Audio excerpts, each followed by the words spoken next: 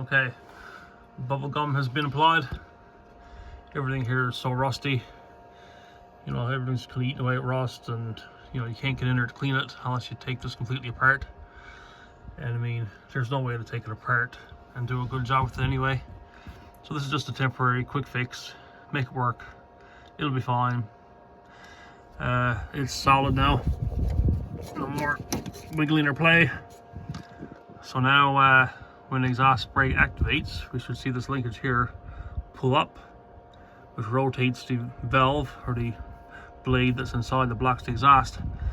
And when it does that, of course, it causes engine braking. Another interesting thing about this van, it's got a warm-up feature for cold weather. So what that is, there's a button on the dash that's actually marked warm up, and it steps up the idle just a tidge, like probably 25 RPMs. It's not much. It's not a fast idle, it just bumps the idle a little bit.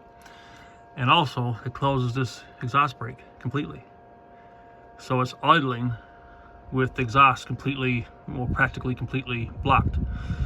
So what that does is creates a lot of back pressure and heat to build up in the engine, in the exhaust, in the engine, in the head. Then the cooling system, of course, everything heats up, the engine warms up very quickly. And nice feature, you know, once you activate it, and say if it's winter time, you know, minus 20, minus 15 Celsius, that is. Minus 5 degrees Fahrenheit, say, for our American friends. But when the engine hits normal operating temperature, because it does, you know, really warm the engine up, once it hits normal operating temperature, it'll start to cycle. So it'll just drop the valve, drop the idle, that, you know, 25 RPM increase, go back to a normal flat idle. And if it's left idling for, you know, very long and the temperature starts to drop, say if you got the cab heater on and, you know, it's really cold, it'll reactivate before the engine temperature drops too much, just a few degrees, and then this will cycle back on again. Think of it like air conditioning in a vehicle, you know, maintaining temperature in the cab. Well, this maintains temperature of the engine, and it cycles in and out. And it'll continue doing that until you cancel it manually by pushing the button on the dash, or each time you cycle the ignition off and restart, the system deactivates, and you got to re-engage it.